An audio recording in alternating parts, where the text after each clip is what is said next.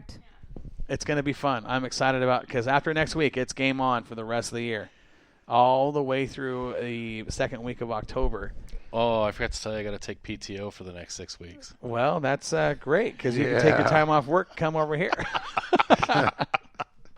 It's going to be awesome. It's going to be awesome. Again, drivers, fans, sponsors, if you want a certain angle, let us know. We'll put it out there. If there's anything, if I make a mistake on the mic, hey, I'm the first one to say, give me the info. You know, I mean, we want to make it the best possible experience. Southern Oregon Speedway has been nothing but fantastic for us. It's been an exciting adventure to say the least in the first couple of weeks, but it's going to be a great adventure this year. And it's been a short time. Yeah, it's been a short time, but we love you already. Absolutely. It's been very hospitable, and my favorite thing. Okay, and I'm not gonna lie to you. My favorite thing about Southern Oregon Speedway, my favorite thing is the track itself, the way it's configured, the size, the banking, the racing that track creates. As a race fan, you are not going to see single file, follow the leader, boring racing. Nope. We're watching 3 and 4 wide quite often. See 3 grooves out there most of the time, too. Absolutely see 3 grooves. It's a nice facility as well. It's the most deceiving racetrack that I've been to in a long time. You look at it even from the stands, like I said this before on the show, it doesn't look banked. You get down there on the track and you realize right away, hey, wait a second. Go walk that puppy. Yeah. Go take a walk around that thing and realize. And that's what makes that place so darn fast. I'll tell you that like that little mistake I made that day. I was about 3 feet off the bottom and checking out the track and not really watching the altimeter. And next thing I see is grass blades. Trying to mow the yard. He's trying to. It was steep, really steep. Kind of spooked me a bit, but we got to let it hang out every once in a while, Brett Endicott on the chat line says, hell, myself, Kelly McDonald, and Tom Langen are the oldest guys racing the Iron Giant, and we're still whooping on these young guys.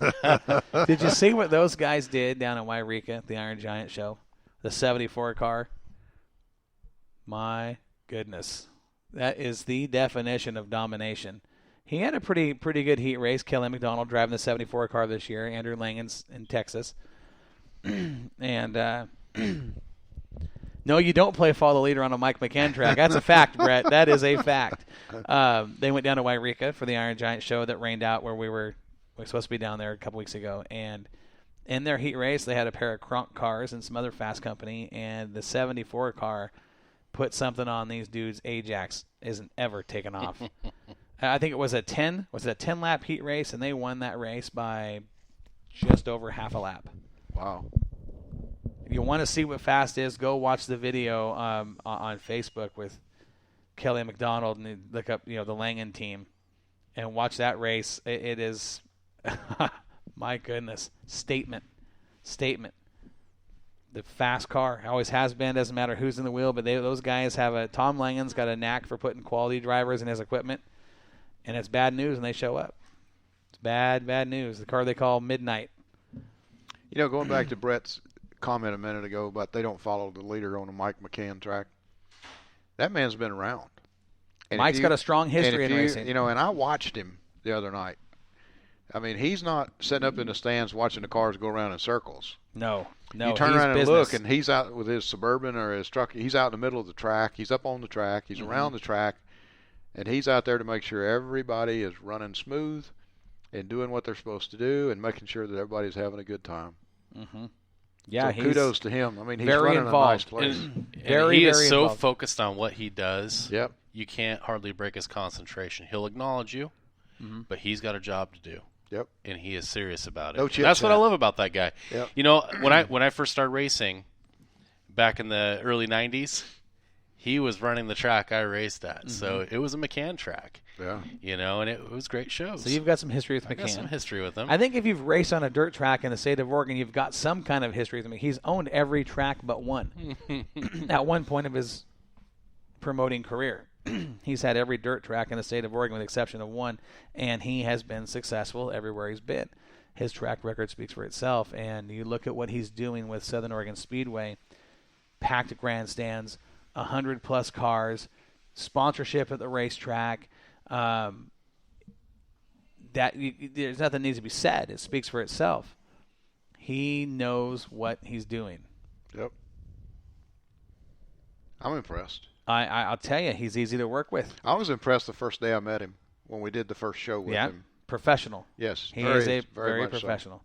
Yep, and his right-hand man, Don, as well, does a great job with the track. And we've talked about this before, Nina. That's track number 2. That was wasn't me. me, It was actually. Gary. So, to be fair, not me. Oh, We have a rule. We have a rule: no phones, no ringers when we're doing a show. But some. But Gary doesn't seem to That care. wasn't supposed to do that. I had the ringer down. Yeah, you didn't. Yeah, you didn't. The that's media funny. volume was up. Oh, is that what it was? Yep.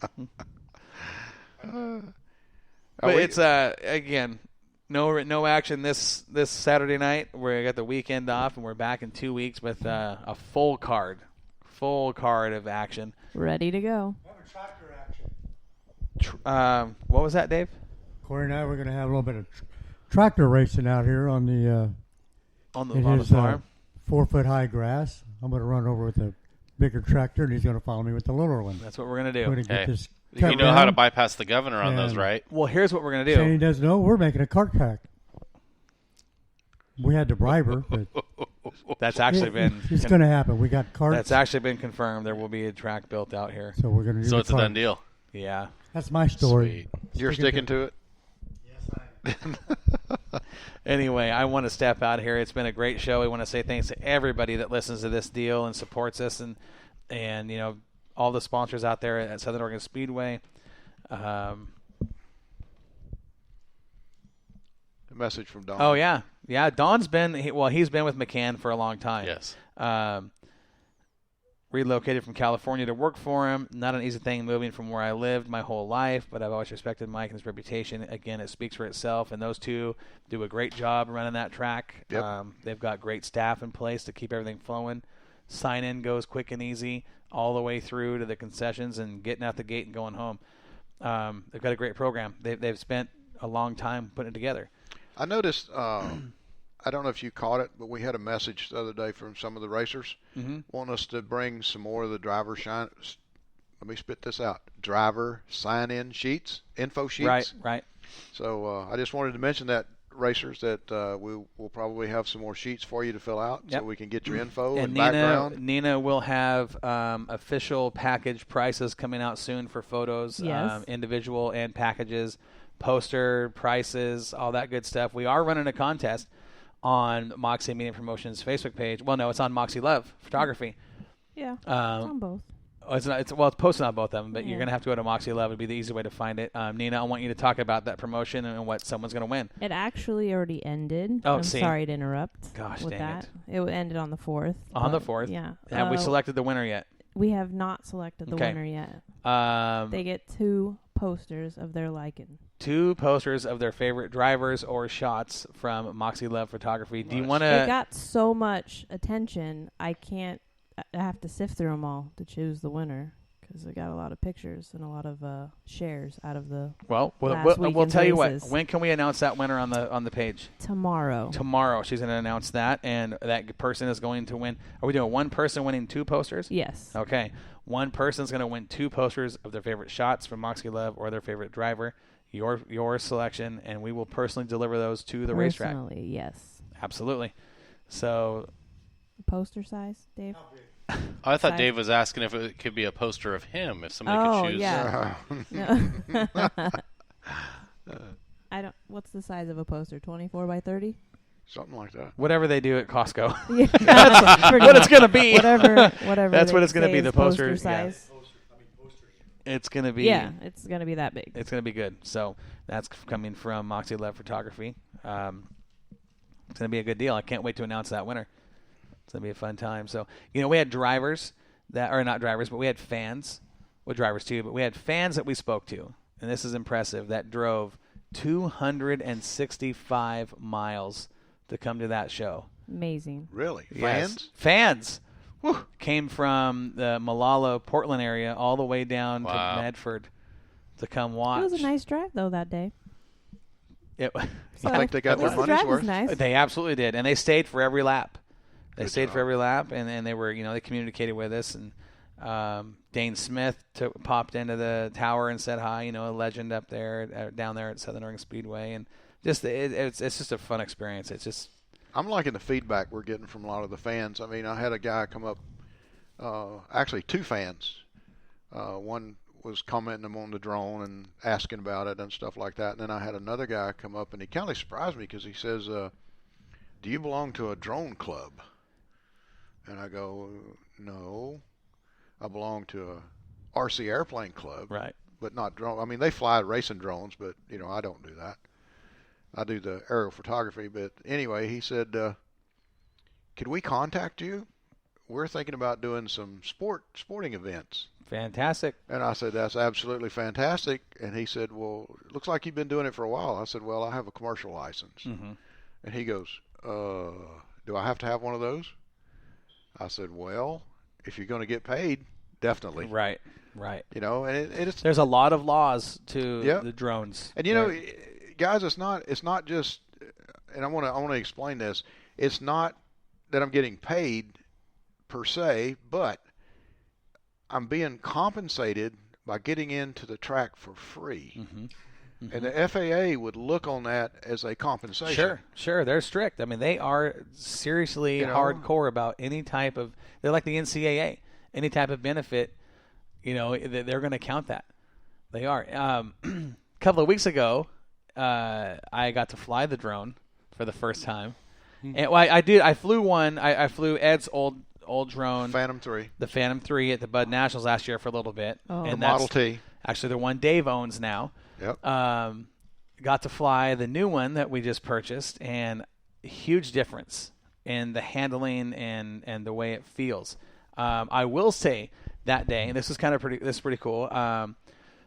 Local driver here in the area, Dave Miller, come out there, and I didn't know Dave was an RC enthusiast, and that Dave flew airplanes.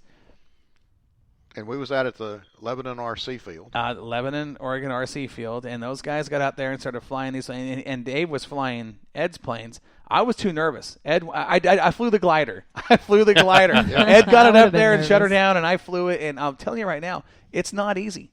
It is not easy. I do think that the drone is much, much easier to fly because the stability versus the airplanes and the way it turns. But still, I have a real appreciation for Ed's talent because to fly that thing over those cars with the winds and down there and the angles he gets, I'm telling you right now, I'm not your guy for that. Oh, we did. Yeah. It kind of scared me the other night because I was afraid we wasn't going to be able to fly because I did the first test flight. I always do a test flight. That's required. I did a test flight and a checkout. I got out over toward the pits, and all of a sudden up on my screen, it says warning. Severe wind warning. And there was some wind. I did know There that was you some were wind flying. ripping through there, as yes. possible. Yeah. Or fly carefully. And I'm going, fly carefully. I'm going to land. Yeah. Heck with that, But no, it flies well. And Corey, I got to admit, he did a really good job on the glider for the first time he ever had his hands on an actual computer radio. It's tricky because here's the thing. They look, when you get someone like Ed or Dave Miller that are experienced pilots, they make it look like anybody can do this, right? Like you can just get up there and use technical Video control. game. That's not the case, trust me. And it wasn't even real windy. It was just It was a beautiful actually, day. Ed said it was the best day of flying he's had in years. But you get those things up there, and especially on the glider, I guess, Yeah. that you control everything with the tail rudder. And when you bump that a little bit, that thing turns. And when it turns quick, so does the plane, and it just it whips. It's like a sprint car backing into turn one wide open. I mean, you've got to be careful, right? Because a little bit of rudder on those things, it turns so fast that you've really got to be soft It's on called those things. finesse. And it is a definition of what you need to have when you're flying those things. I can't imagine. I mean, he had one that was gas power. No, you flew all the electric ones, right? Electric ones, yeah. But these things were so freaking fast. And what they're doing, they're going up and doing these figure eights in the air. And I'm thinking, man, if we could do that at the track, we can put on an air show. It was cool. Hey, we but may do We that the have 4th that of 10-minute July. intermission. we might do that. You know what? Maybe at intermission would be a good time to do Intermission. it. Yeah. Yeah. You can Be get cool. a little banner behind it too as you're flying. Well, that really messes up the airflow on the back. But I'll tell you, you see these guys that are professional pilots, like